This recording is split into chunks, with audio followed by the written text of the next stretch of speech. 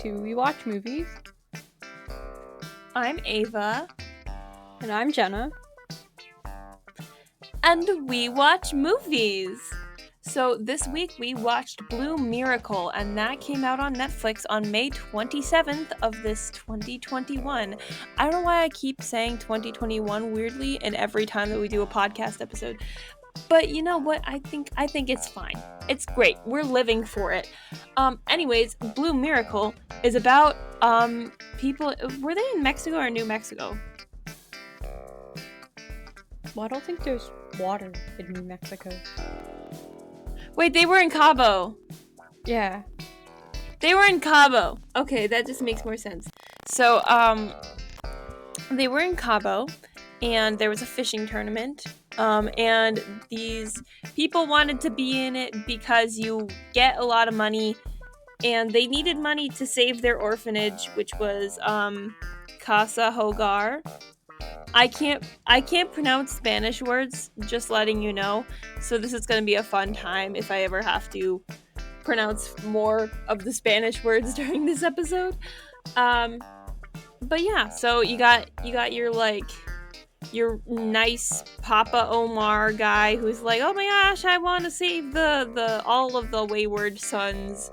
And then there's like a jilted, I don't even know if jilted is the right word, teenage boy who's just like, I'm above everything and I'm annoyed and angry this whole time. Angsty would be a better word. Angsty teenager.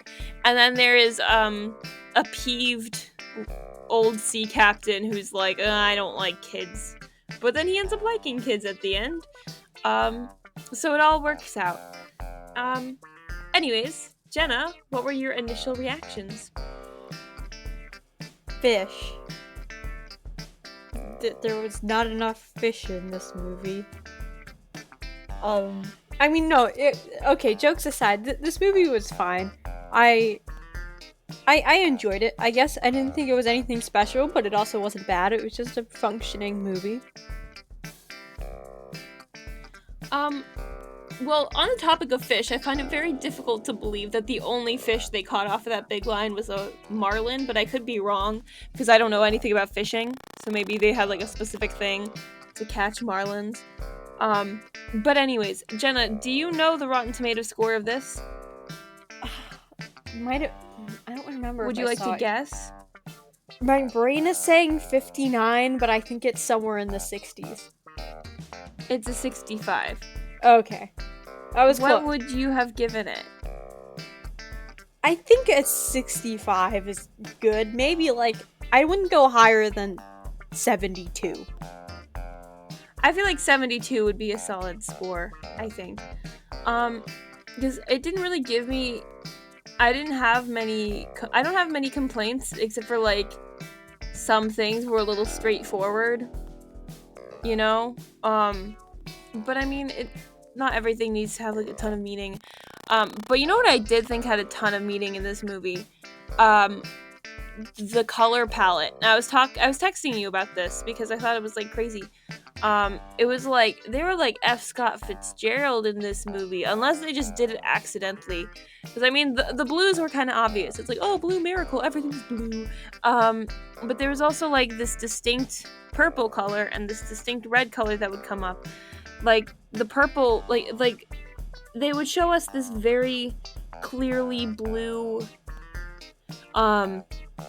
sea that they were always on, but Omar would wear this purple, and then when he had this dream, or one of the dreams, the sea was the same purple color as his shirt, and that would happen a lot in his dreams. There would be this purple, and then, you know, when Captain Quaid is trying to get him to cheat, they're in a red light, and it's like there's no blue and there's no purple, just red, and it's like all of this stuff, and I don't know what entirely was intended behind it, but I know there was intention, and I would need to think about it a little bit more to process what it actually means, but I feel like there was a lot of thought put into the color palette, and that got me excited. Yeah, I think when Omar was meeting with that guy who's maybe like his brother, I can't remember. I think where they were, there was like some red light in that scene too, and they were talking about how like it's so easy now to be like this good guy, but like when your back is against a wall, what are you gonna do then? So, like, for me, I mean, I'm not gonna be able to put this into words that nicely because I still haven't thought about it that much, but I kind of think of it as, like, the blue is kind of, like, the good, red is, like, the bad, and then the purple, like, is blue and red. So it's kind of just, like, making peace with both sides of yourself. Yeah, and their team color was purple. Mm-hmm.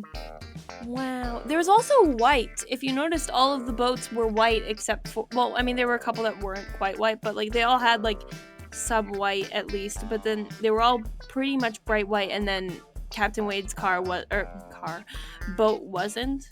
You know, that's another color I noticed was white. And I don't know exactly what that was trying to say, but there was, like, this pristine white, and then there was, like, the shabby boat. And that might have just been done for contrast, but I don't know. I mean, white generally means, like, innocence, I think. So, I don't really know how that pertains to this, but maybe so because the Wade, I think his name was, because he cheated at fishing. I thought that it could also be, like, kind of a status symbol, because also, if you remember, what was his name, Moko, the kid, his, like, only fancy thing about him was his shoes. And they were bright white. Yeah. I feel like I'm writing an English essay right now. I don't know. Maybe I'm getting too Blue Miracle. Maybe I'm getting too analytical, but also, like, the title Blue is in blue and Miracle is written in white, but whatever, it's fine. But yeah, so the blue was definitely most prevalent. I was kind of associating that with, like, hope and optimism, and then red was kind of like cynicism, almost. Yeah, that makes a lot of sense. And then the purple was mostly associated with the dream world, I thought, but also Omar as a person and stuff. But anyways, enough of color talk unless we come back to it, because I do like the color stuff.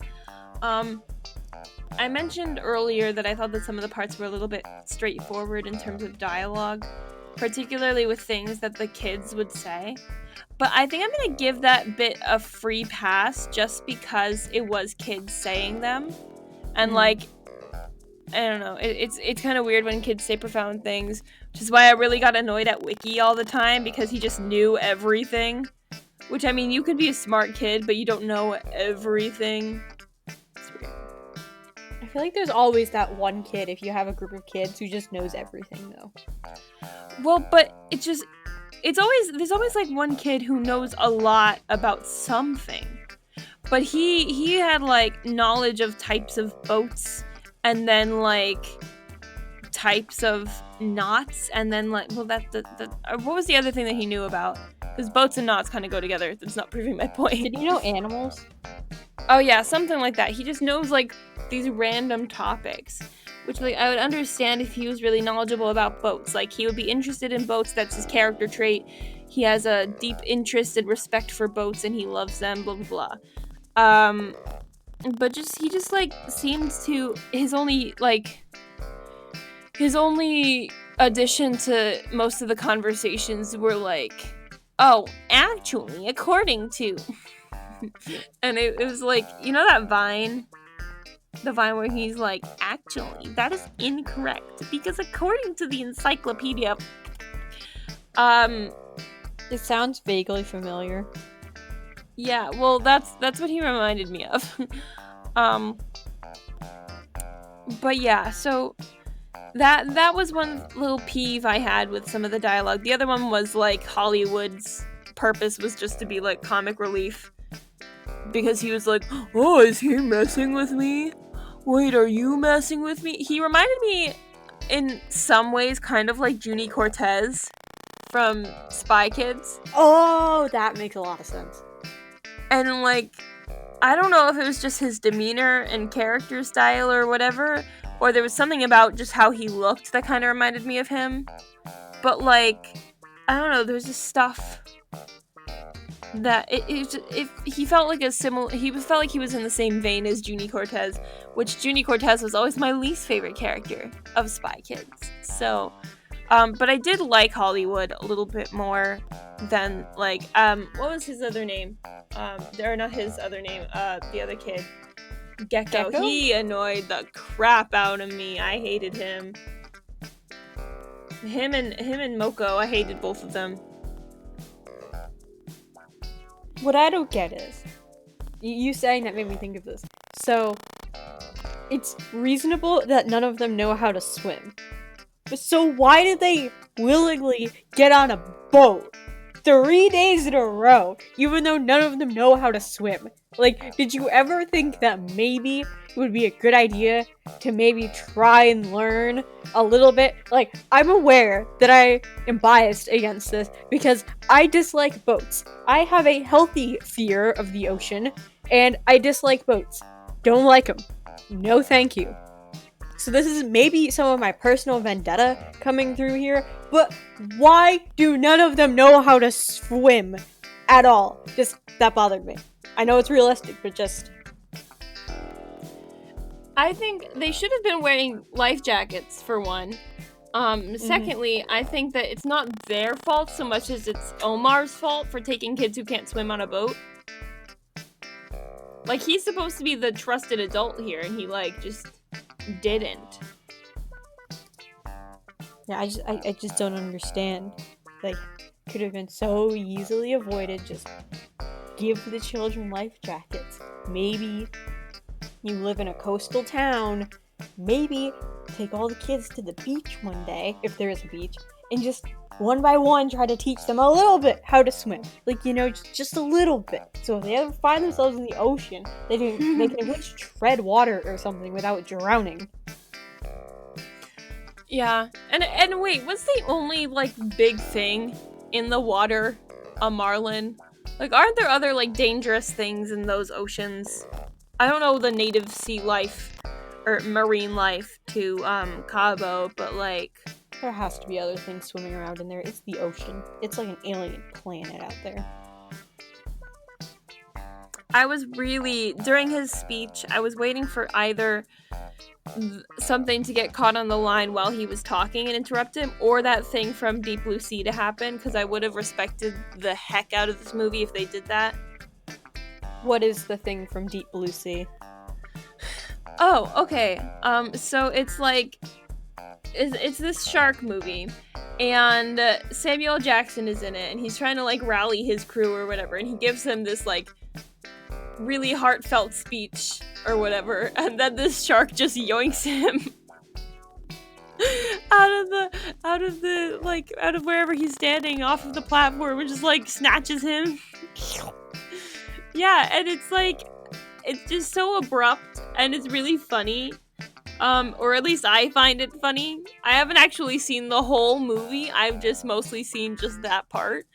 And I wish that happened. I'm sorry. I'm sorry, Papa Omar, but that would have been really funny. Would have been funny if it was Wade. Like, oh, be a bad dad. Shark. Yeah. You know, I feel like that would have been bad for Wade's character arc, you know? But you know who didn't have much of a character arc? Omar. He kind of just chilled as the good guy the whole time, you know? I mean, he did kind of have that temptation with the cheating or whatever, but he was pretty much the same person beginning to end, which is why I think that Wade was the main character, to be honest. Yeah, but I just didn't really care about Wade's character because he just wasn't, like, introduced as relevant. Like, I mean, I know it was important, but just, I was more invested in Omar throughout the whole story that I didn't really care, even though he was the one who was having all of the development. Yeah, like, I was invested in Omar, but I should have been invested in Wade, because Wade was the more interesting character to follow in this story, because he's the one who had character development.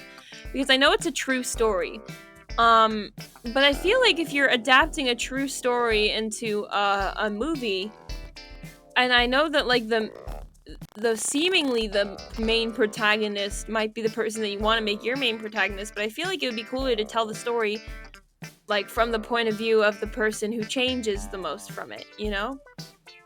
Yeah. It's like, I mean, if this were some random person just wrote this story, I'd be kind of peeved because I'd be like, oh, Omar was kind of static, but I know that he's like the main character of the actual story. But like, if it was, because I feel like we could have gotten more from Wade. Wade was an interesting character. He had development. He had flaws. I feel like the only thing that Omar might have had flaws with was pride, but I mean, it wasn't that bad. It wasn't like, I mean, it was just a character flaw. But like, Wade had a lot of them, and he had development, and I would have liked to see, like, I don't know, something about him reuniting with his kid, or something from his past, you know? We never got any of that because they were following Omar, but most of what we got from Omar in his past was the same moment from his past, or like these nightmares of his past, which we could have gotten some of that from Wade. I don't know. I wanted more from Wade. Yeah, like, oh, this movie kind of, they catch a fish and then it ends. Like, there's really, like, not that much of a resolution. It kind of just ends with them catching the fish, and then it's like, oh, look, they won, woohoo, they get money now. Which I guess is a resolution, but still, it doesn't feel very, like, final, if you know what I mean. I thought they were supposed to win $1 million. I thought that was the prize. I think the check said that they get, like, however much in, like, hundreds of thousands, but then they get, like, $1,500 a day. Oh! So it might not be $1 million all at once. I see.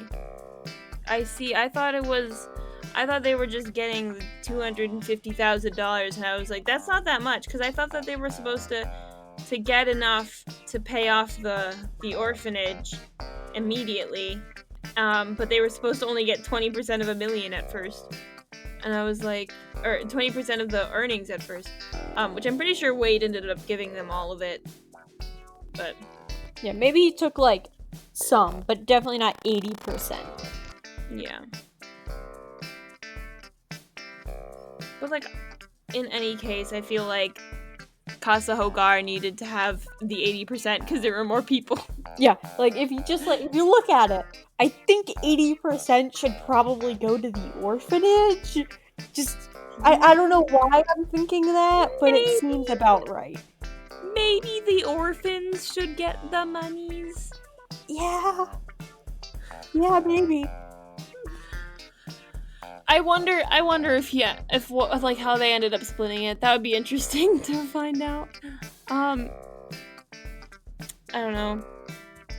I really wish we could have seen something about Wade uniting with his son. I'm sorry, I know I'm back on this topic and we kind of passed it, but they kind of built that up. They had a whole scene where they're like, "Oh, well, you're a terrible dad. Like, you're a bad dad," and then later he's like, "Do you think I'm a bad father?" And he's like, "No," but he's like, "Yes, you think I'm a bad father." And the whole thing, like, there's this whole subplot about him being a bad father, and we don't get to see him reconcile that. I know he's like, "Oh, I'm gonna go back to Dallas," but we don't get to see the payoff of that reconciliation, you know? And it just made me kind of annoyed. Kind of annoyed. I liked Wade. I wanted more from him. Yeah.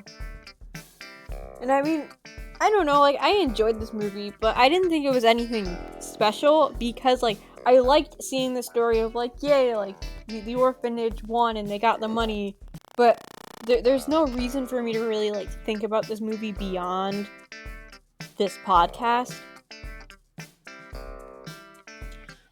I don't know. I did really like it, I think. I mean, it wasn't, like, insanely amazing, but if you just, like, want a heartwarming tale, if you like fishing and stuff, if nautical nonsense be something you wish, if you will, then this is probably something you would enjoy. It's not super thinky. It's a true story, so if you like true story stuff, I don't know. I think it was good because there's enough that you can think about it, like, from a production standpoint, but you don't need to work hard to understand the plot. And then it's basic, it's heartwarming, and it's not there's nothing to complain about really, because like it did what it was supposed to do, and I think it did it pretty well. I don't have really any grievances with this movie, to be honest. Yeah, I mean, like, again, it goes back to what I said in the beginning. It's a perfectly functioning movie. I don't think it's necessarily bad. Just me personally, like, it was fine. I didn't not enjoy it. It's just not something I really care too strongly about. It's a movie. I watched it. Watch it if it sounds interesting to you. I'm not going to push it at you, though, because I think it's some amazing property. Yeah. You know who was in this? Who? Dennis Quaid. Do you know who Dennis Quaid is? Does not ring a bell, Eva. Okay, he is the father of Jack Quaid. Do you know who Jack Quaid is? Does not sound familiar, Ava. Okay, he is the one in Hunger Games who gets speared to the chest because he killed Rue. Oh. So how do you know that? I don't know, because I know Jack Quaid from The Boys and Lower Decks as well. So like I know some of the things he does, so I recognize the name Quaid, and I was like, I wonder if they're related. Then I looked it up, and they were related. And so basically, moral of the story, the guy who played Wade is the father of the guy who played the guy who killed Rue in the Hunger Games 1. That's his significance. Wow. That's really something I want to be known as, just in my high school superlative. You know, person who killed Rue in the Hunger Games. Just great legacy to have. No. Father of person who played person who killed Rue in Hunger Games. Oh, even better. I mean, obviously.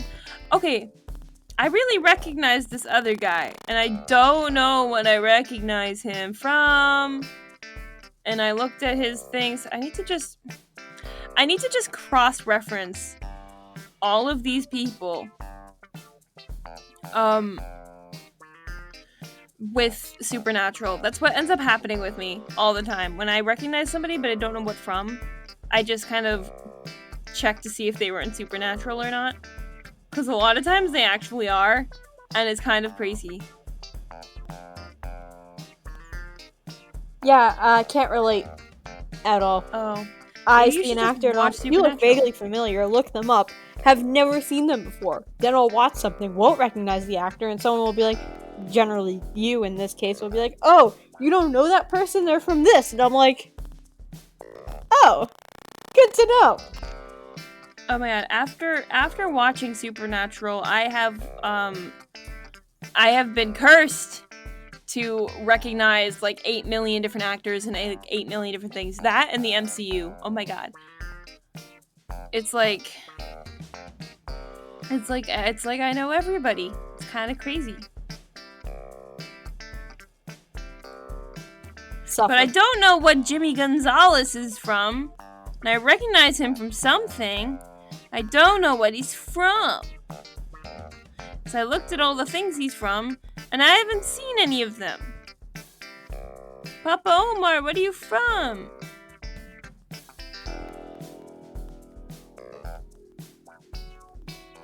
And there's another Jimmy Gonzalez that's dead, so I just saw Rest in Peace Jimmy Gonzalez and got really confused. That's one way to know someone.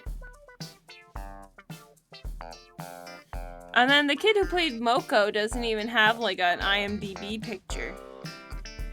Come on, IMDb, we need the information. IMDb. I can't pronounce things. They're letters, Jenna. What do you expect from me? I expect a lot from you, Jenna, but not being able to pronounce IMDb was never one of them. Wait, I said IMBD. Oh, it's IMDb. I've lived my whole life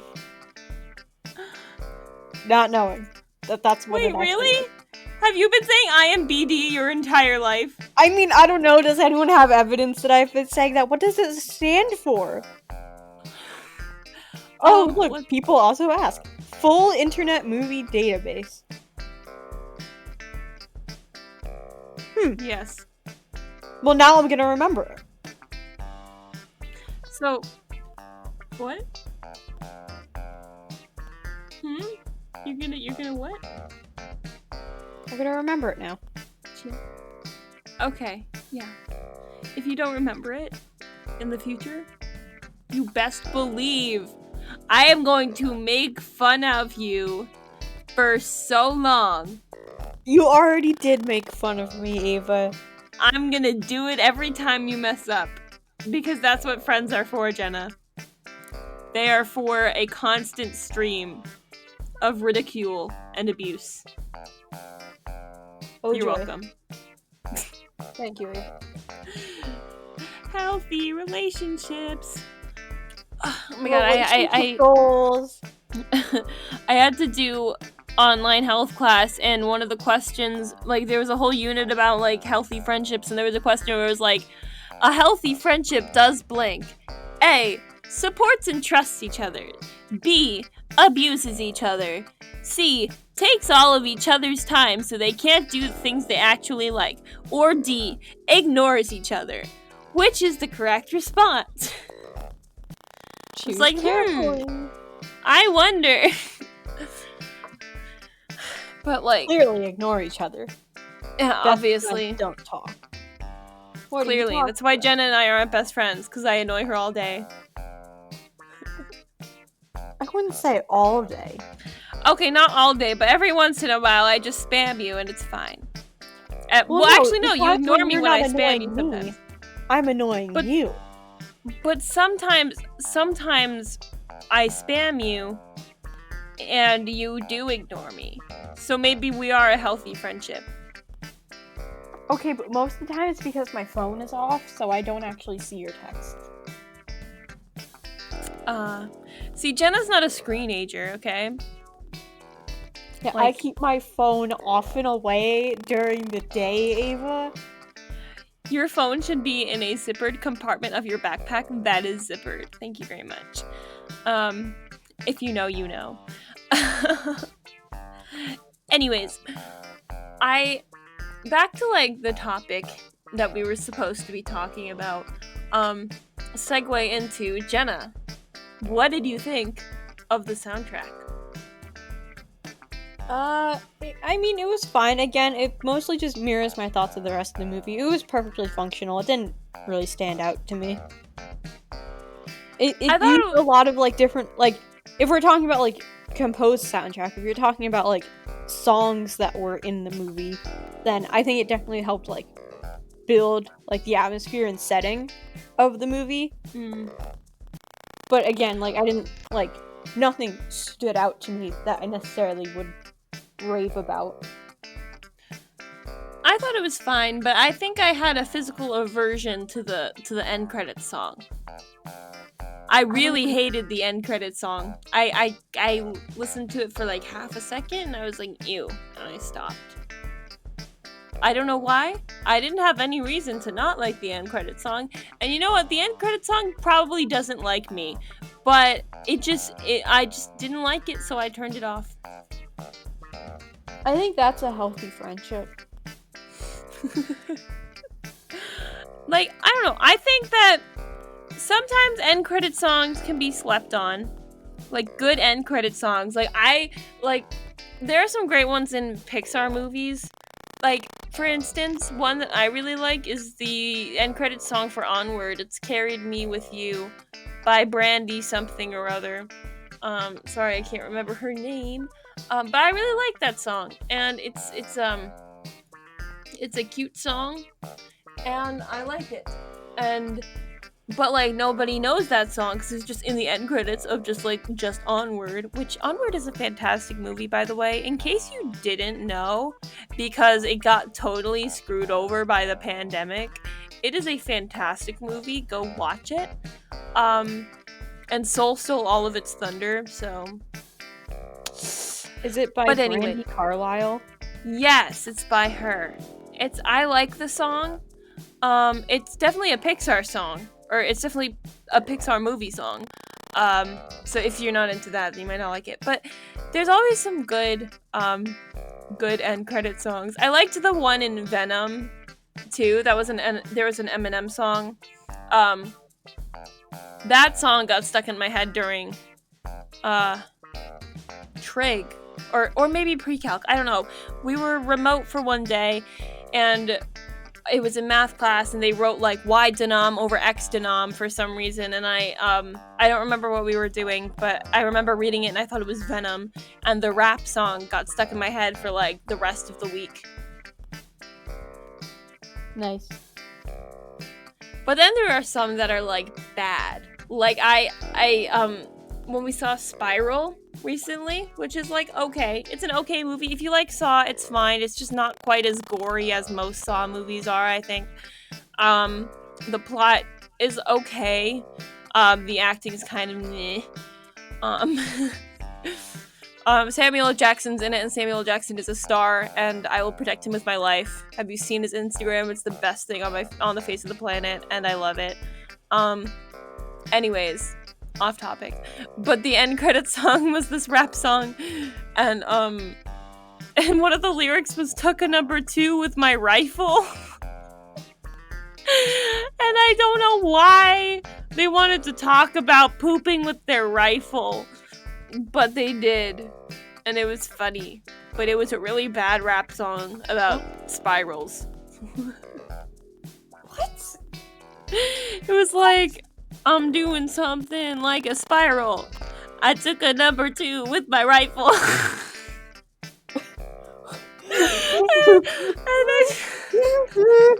I gotta find what song this is.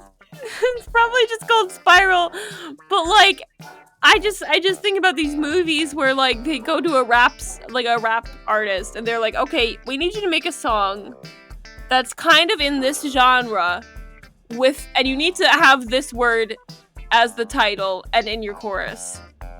And then, like, there's the difference between commissioning Eminem to do a song for your movie versus whoever made the Spiral song.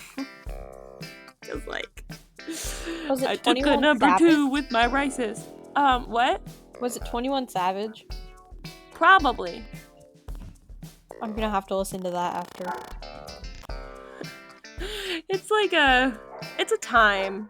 It's certainly a thing that exists. I don't know if you'll enjoy listening to it. I remember that there was this group of teenage boys who really were like vibing to the song, and they walked out of the theater and they were like, "Yo, that movie was fire, bro." I was like, okay, because it wasn't fire, but okay, fine. Have your opinions, if you will. But no, I feel like sometimes people forget that end credit songs can be fantabulous, and they just stick some random song at the end that sucks. And that makes me sad, because like you need to have because when the credits roll, it should be you should be like, wow. It shouldn't be like, huh? You know? Because it's like the last impression that the movie gives you. Even if you just stay for the beginning, like because like the last moments end, and then it's like, because in Spiral it was like, oh, this really upsetting Saw ending, oh no, wah, and then it was, I'm doing something like a spiral. I took a number 2 with my rifle. I was like, okay. Cool, I'm gonna go now. And then there was this one. It was like, wow, that was so heartwarming. And then it was whatever song was playing. It was just like a meh song. But if they had a banger like the one after Onward, that could have been such a vibe. I don't know. But I also don't know what they were saying because I don't speak Spanish. So I might be giving it way less credit than it deserves. But anyways, that was my credit song rant. Jenna, talk about something else. I almost wish we got to see more of the orphanage in this movie, because that's the part of the movie that I actually cared about. Because, I mean, I knew they were gonna win the fishing tournament. It wasn't about the fishing tournament to me, it was about, like, Wade and Omar's orphanage. And we see it in the beginning. Wade and Omar's orphanage? Hmm? It's not Wade's orphanage. I said Omar's orphanage. You said Wade and Wait. Oh, you mean Wade and Omar's orphanage, not Wade and Omar's orphanage. No. I was like, wow, is Wade suddenly Becca? Okay. No, that's not what I meant. There was like a comma in that. Okay, I'm sorry for interrupting. Continue. Nah, you're good. And I don't know, because I feel like that was the emotional core of the movie. Like that kind of family that is that orphanage. And once they got into the fishing tournament, you kind of don't really see it anymore. And I don't know, that's the part of the movie that intrigued me the most. So this is more of a personal thing, but I wish we got to see a little more of it.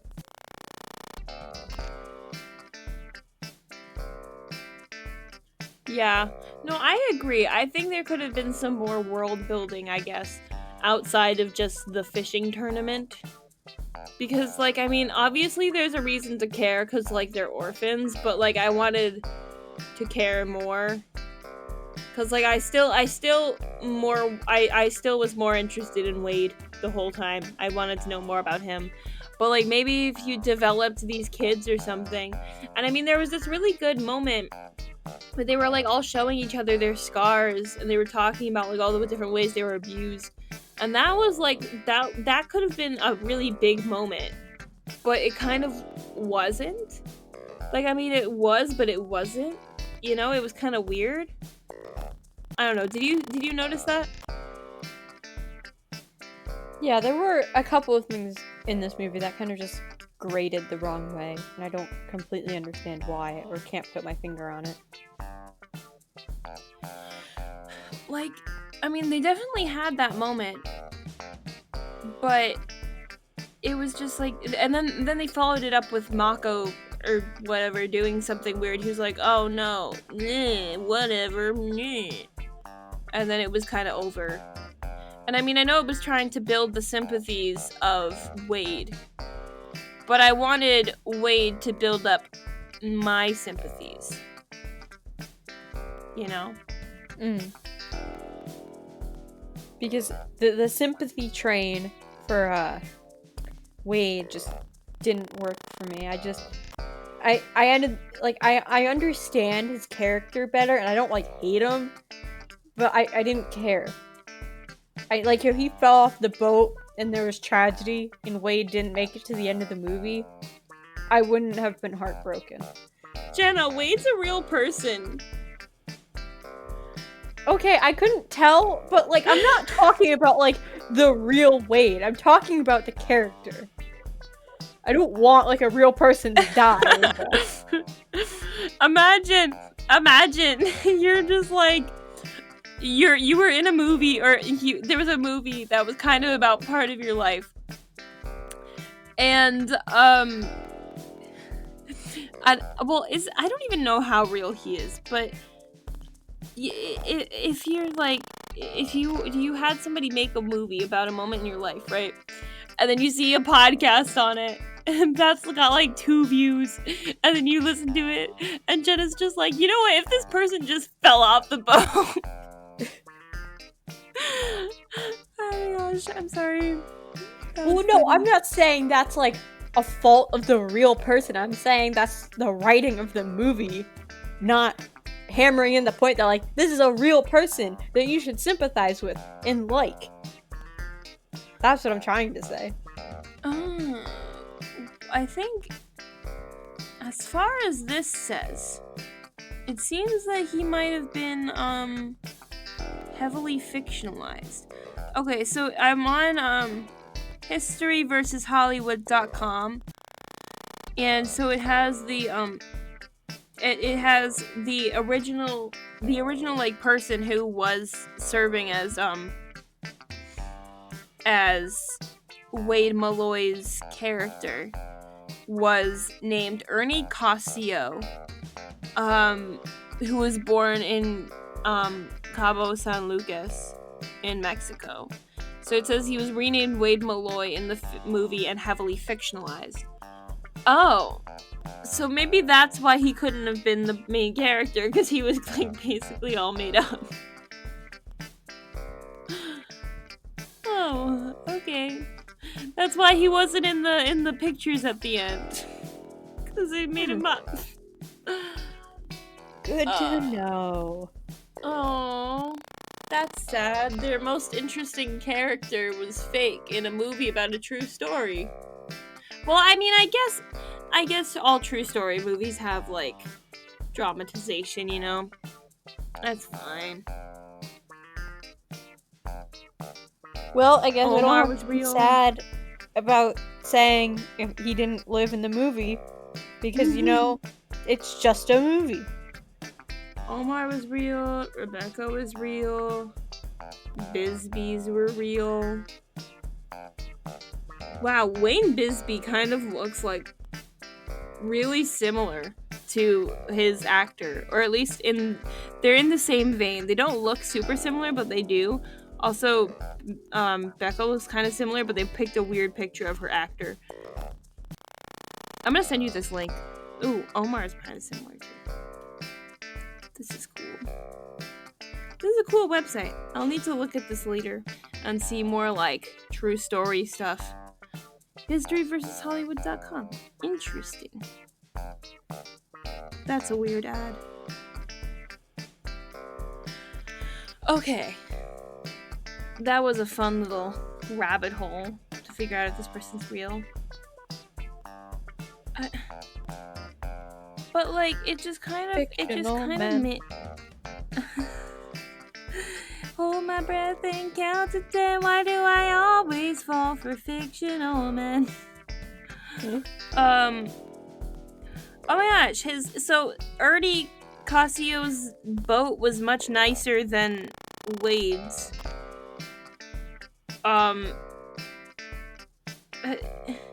Casio had never previously cheated to win the tournament. Oh dang, they did him dirty.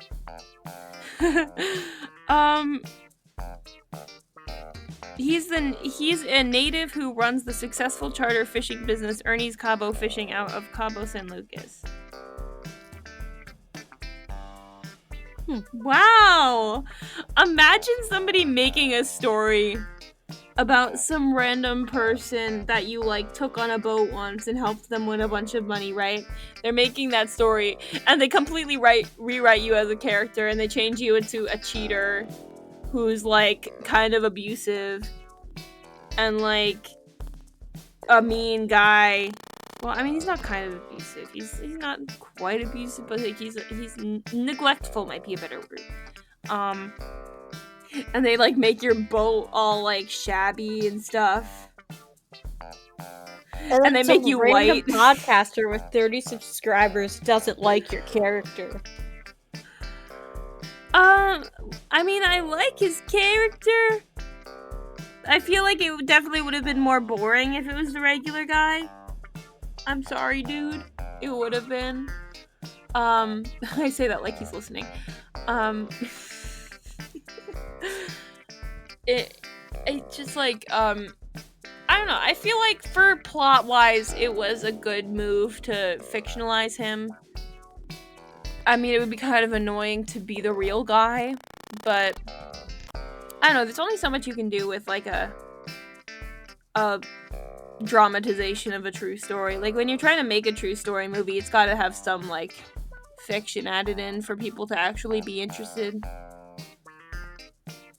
Yeah, I mean, and I get the dramatization aspect as well, but it's just unfortunate that, you know, you're a real person and it's like, oh, you get the short end of the reality stick here. Yeah. This is why, like, whenever I've tried to write things or come up with story stuff, I always stay away from like historical fiction or true stories or like real people, because I don't want to screw it up, because like I mean, there are there are a lot of really good historical fiction pieces or like biography pieces that are like of a real person that are dramatized that I've enjoyed, but it's like it's not really true. Like for instance, Greatest Showman. I love that movie, but it's like it's kind of propaganda as if it were written by P.T. Barnum. You know, like this, Definitely. like he wasn't that innocent, if you know what I mean. But like, so I've never, like, I've had ideas, like I'd be like, oh, wouldn't it be really cool if they did something about like, I don't know, Houdini or something, like stuff like that. But I wouldn't, I probably would have like issues with them getting things wrong or something. Like they would need a really good story that's good by itself, you know, to really make like a perfect true story adaptation, you know.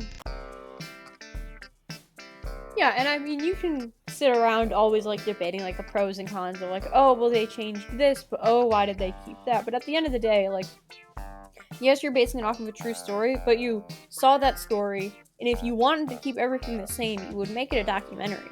If you're basing something off of a true story, it's because you saw a story inside of that you think is worth telling. It might not be entirely the truth as it happened, but it can still be the truth as you believe it.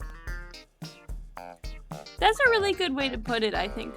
I feel like there's definitely some gray area between telling a true story and basing something off of a true story too, though. Like if you see a true story and you're like, that's a good idea, and then you write a new thing out of it, I respect that a little bit more, I think, because that's like, well, I mean, I respect them both. Like if you are at a place in your life where you can actually get a movie onto Netflix, I definitely respect you as like a creator. But like I feel like people who make based on a true story and then turn something into their own thing and then pay homage to the source material, that's I really like when they do that. But then when it's like, because I mean, and then it's not claiming to be telling the exact story, but like with this, it's just like they took one kind of key element of the story and completely changed it, but everything else was exactly the same, you know? I don't know. Yeah. 'Tis strange. Yeah, I mean, and then there's also like similar stuff when it comes to like book adaptations. You know, it's like what can you change, what can't you change? Because then like if you compare a movie like Cherry to the book, it's like they changed so much about the characters to make the movie more movieable. You know, because like real life stories. Like, stories that you would tell your grandkids are different than stories you could tell a movie theater audience. And, like, movies that you, and then and those are different than stories you can... You cut out, you turned into a robot for a minute. Oh, I'm sorry. Oh, I apologize. I did have to move because my room is under attack by some beetles that I'm not going to try and kill while recording. So I did move to a different room. Maybe that's it. We're recording and Jenna's just in the background like, yeah! Die, beetles! Yeah, no, die! I wasn't going to try and listen to the conversation and try to add things as I'm banging on my window with a shoe. You just hear the aggressive, like... The aggressive helicopter flapping of like thousands of scarabs coming from Jenna's room. I was gonna start the plague or something. Well, wait a minute, never mind. But I think this conversation kind of gets into kind of like what makes a movie and the strengths of that art form compared to a different one. Yeah. I mean, like, there's definitely a time and a place for everything, and that's probably why like adaptations of things are so polarizing too. It's just because certain things translate better to film than they do to writing, than they do to verbal, like word of mouth stuff.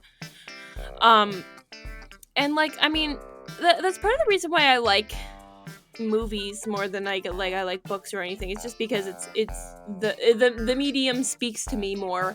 But it's like everybody's gonna have a preference. Everybody's gonna have like their favorite way of telling stories. And I mean that's fine because like every story has a time and a place. And I mean the original story of this probably wouldn't have made that good of a movie. But it probably would have made a fantastic, like, telling your kids story. You know, if you're like, hey, you want to know the story of this orphanage? We saved it by going on a fishing boat with this guy named Ernie Castillo. Oh my god, it's not even Castillo, it's Casio. Sorry, I don't know how to say his name. I'm sorry, guys. But, like, that would be kind of boring. Like, you need some sort of conflict, that's more internal for the protagonist, you know?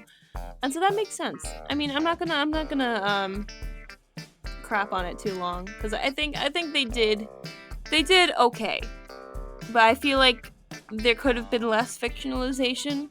Now that I know what the character is based off of, I feel like there would have been more ways to like make him, you know, maybe not like make him white, but that's fine.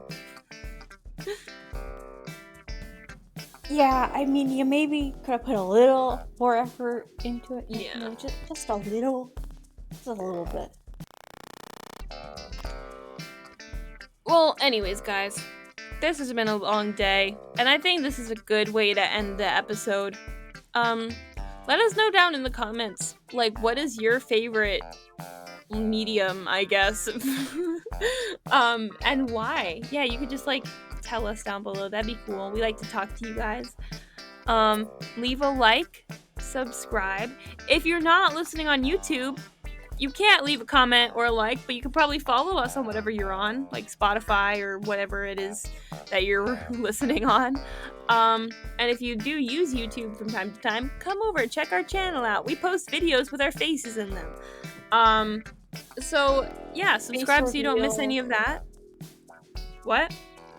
Face reveal time. Oh my god. Yeah, this weekend I should actually be able to get my video up if my computer doesn't kill me. I feel like I've been kind of bad about keeping up the schedule, but it should get better this summer. We're gonna try to have new things for you guys too, like there's new things in the works, which should be fun. So yeah, make sure you subscribe so you don't miss any of that. And yeah. Jenna, anything to add? These fishies in this movie looked so fake. I'm sorry, but like, can you do a little more to make me not start laughing the second I see a fish in this movie? These fishies? Listening okay. to that. Okay, bye!